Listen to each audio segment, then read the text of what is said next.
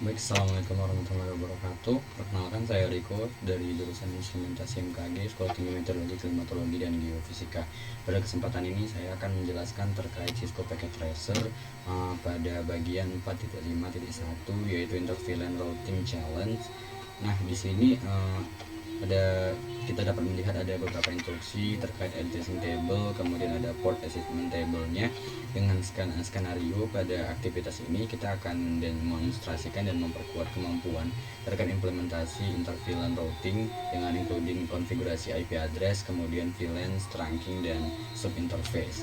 Nah, adapun instruksinya yaitu kita harus mengkonfigurasi device untuk memenuhi syarat-syarat berikut. Nah, yang pertama ialah kita harus melakukan memenuhi IP addressing untuk R1 dan S1. Jadi kita harus memberikan alamat, menetapkan alamat untuk R1 dan S1 sesuai dengan addressing table-nya yang ini, S1 dan S1. Nah, kemudian konfigurasi default gateway pada bagian S1. Nah, kita harus menetapkan default gateway-nya sesuai dengan ini. Kemudian nanti kita membuat dan menamai serta memberikan VLAN pada S1 sesuai dengan port assignment table-nya. Nah, oke, mari kita mulai saja. Kita mulai pada bagian switch atau S1. Kita lakukan pengcodingan, langsung kita mulai. Kita membentuk pintu dulu dengan enable, kemudian konfigurasi terminal, terminal. Nah, kemudian langkah pertamanya itu kita langsung masuk ke interface VLAN satu-satunya sebelum memberikan namanya, jadi kita konfigurasi dulu IP addressing untuk R1 dan S1 nya dengan sesuai dengan addressing table-nya. Nah, langsung saja kita masuk pada interface VLAN 99 nya, kemudian kita masukkan IP addressing-nya, IP address VLAN 99. Ini dia, ini sesuai dengan interface-nya, yaitu VLAN 99 dan IP address-nya 172.169.10. kemudian jangan lupa subnet mouse-nya kayak biasa 255, kemudian 0.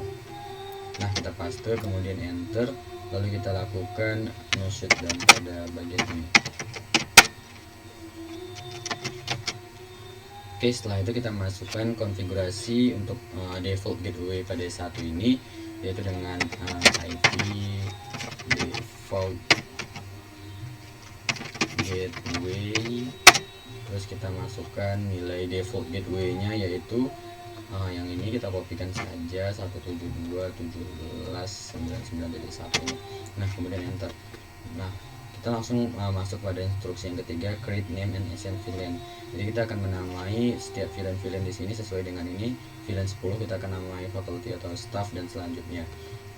Nah, selanjutnya kita masukkan, kita langsung masuk ke VLAN-nya saja. Masuk ke VLAN 10. Nah, kemudian kita beri nama VLAN 10 sesuai dengan ini. Kita copy saja agar tidak terjadi kesalahan dan mempercepat. Nah, kemudian kita lanjut pada VLAN 20.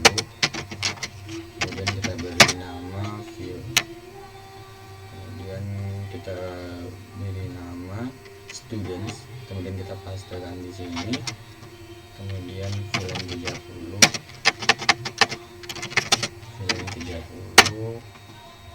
kita beri nama guys atau defaultnya, kemudian kita pastekan belum hampir sudah apa.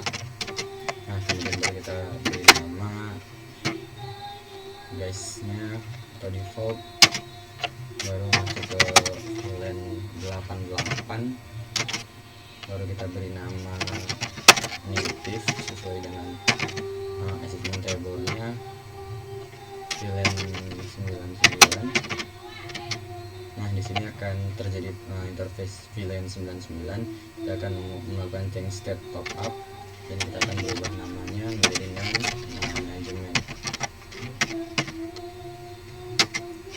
Oke, create name dan assign VLAN pada switch 1 sudah dilaksanakan. Kemudian kita akan melakukan interface range pada setiap bagian VLAN, pada setiap VLAN-nya. Nah, di sini kita bisa lihat VLAN 10 ada interface-nya, kemudian hingga 99 nantinya. Nah, langkah yang harus dilakukan ialah yang pertama dengan menentukan interface range, kemudian pada bagian F0 garing 11, kemudian 17 kita lakukan switch portnya dulu. Kita ubah switch portnya dengan mode akses. Nah, kemudian kita lakukan switch port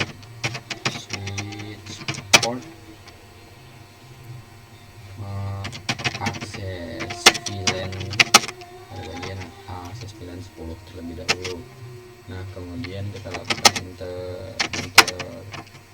interface range pada bagian 1824 nya.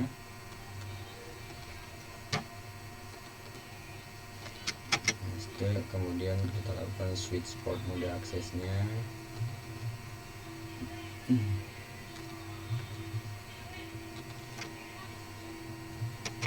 Dan switch port akses VLAN pada VLAN ke 20. Nah, kita ubah, kita ganti menjadi 20. Kemudian kita lanjutkan pada Ethernet 610 nya pada interface 610. Jadi interface range, kemudian pada bagian F0610, kemudian kita switch port mode akses. Nah, kemudian kita switch port akses VLAN-nya yaitu VLAN 30.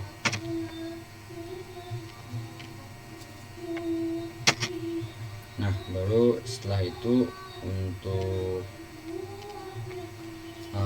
bagian interface-nya telah berhasil, lalu kita lakukan konfigurasi gigabitnya pada S1 ini untuk yang berfungsi sebagai static trunk-nya dan sesuai dengan native VLAN-nya. Nah, langkah yang harus dilakukan ialah interface G0-1, kemudian switch port mode trunk, kemudian switch port mode trunk. Nggak pakai mode, switch port trunk saja. Switch port trunk native, yang bertindak sebagai native adalah VLAN 88. Jadi kita VLAN-nya VLAN 88. Nah, kemudian ada juga di sini instruksi bahwasannya all port, semua portnya tidak assign to VLAN harus di disable. Nah, maka yang harus kita lakukan adalah interface pada range F 0-1, kemudian sampai dengan 5, karena di sini VLAN ada semua 5, jadi all port, jadi semua VLAN. Kemudian G-nya G0-2.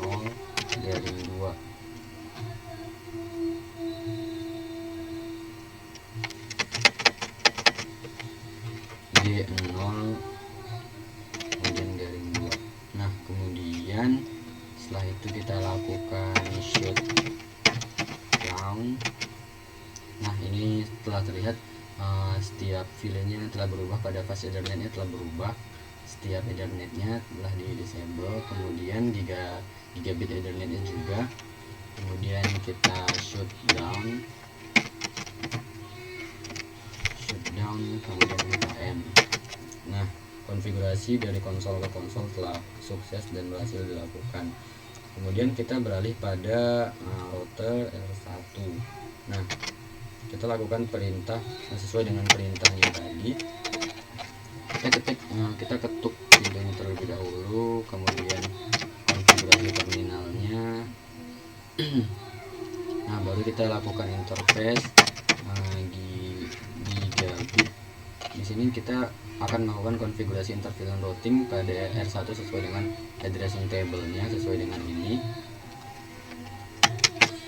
sesuai dengan ini.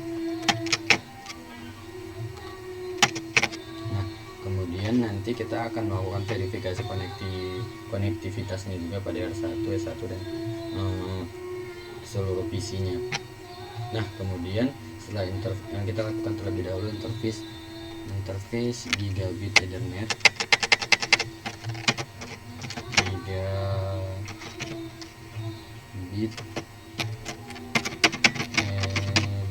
gigabit Ethernet 0/1,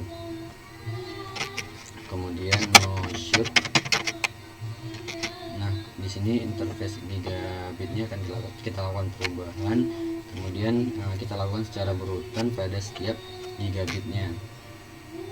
Nah, ini ada sekitar 5 gigabit yang akan kita lakukan konfigurasi dan verify konektivitasnya. Nah, yang pertama itu yang harus kita lakukan adalah interface gigabit pada 1.0. Yang kita lakukan adalah interface gigabit Ethernet 0/1 interface gigabit Ethernet, kemudian 10. Nah, di sini kita akan melakukan interface gigabitnya, baru lanjut kita akan melakukan encapsulation .1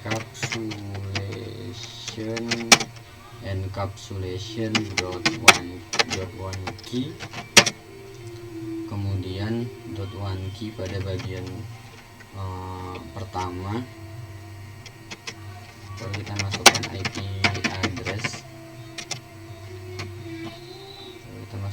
address yang sesuai, kita copy, kemudian paste, jangan lupa subnet masknya juga kita copy, kemudian kita paste, baru enter. Nah, itu telah berhasil dilakukan. Kemudian kita lakukan hal yang sama pada setiap interface lainnya hingga ke G01.99. Kita copy saja biar lebih cepat. Nah, di sini adalah 120. Kemudian kita lakukan encapsulation-nya.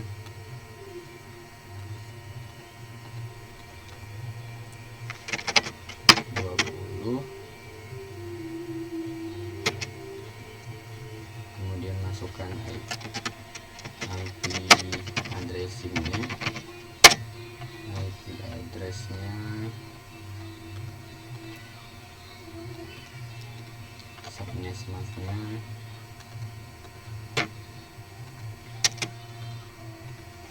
kemudian enter. Kemudian kita lanjutkan lagi hingga Ethernet terakhir.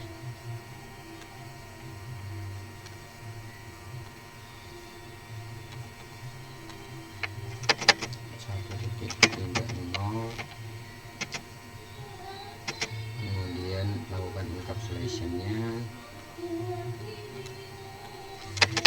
30, masukkan IP address-nya,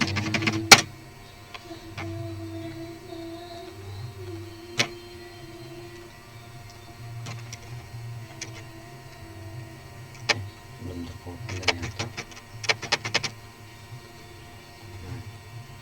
IP addressing-nya kita masukkan, kemudian masukkan subnet mask-nya, kita paste, kemudian enter. Baru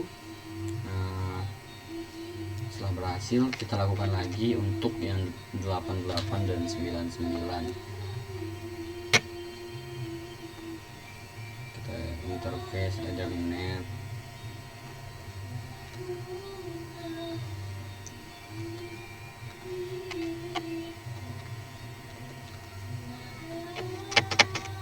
gigabit Ethernet 1.88, kemudian encapsulation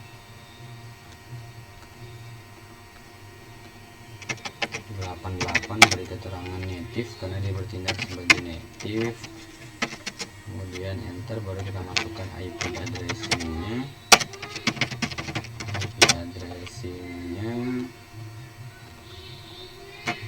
Kemudian setelah itu kita copy subnet masknya.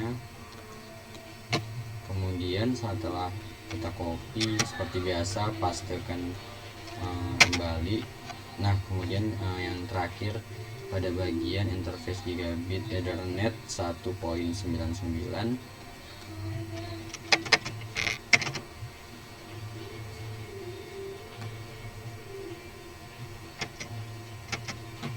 Nah kemudian kita masukkan encapsulationnya dulu.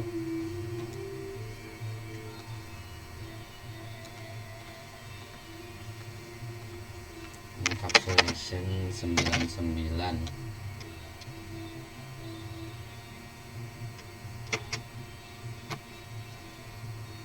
Kemudian kita lakukan copy addressnya.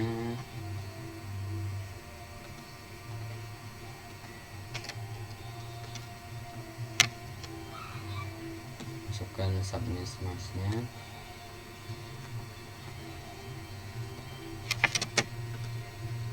Nah, lalu kita enter, kemudian kita edit. Nah, jadi di sini kita bisa melihat bahwasanya hasilnya telah memperoleh 100%.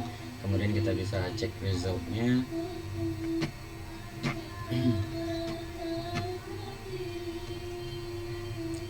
Nah ini dia cek resultnya, telah dinyatakan congratulations, telah sukses dalam menyelesaikan packet tracer pada bagian ini. Dan kita lihat setiap hubungannya, setiap port statusnya itu correct, baik dari Ethernet 0, 01, kemudian VLAN-nya juga, kemudian penggantian namanya juga telah selesai, semuanya telah correct. Kemudian pada bagian routernya telah terhubung semua dan tidak terjadi kendala. Kemudian pada bagian S1 nya juga default gateway nya telah berhasil. Kemudian verify setiap port fast Ethernet dan port statusnya benar semua dan memperoleh skor 108/108.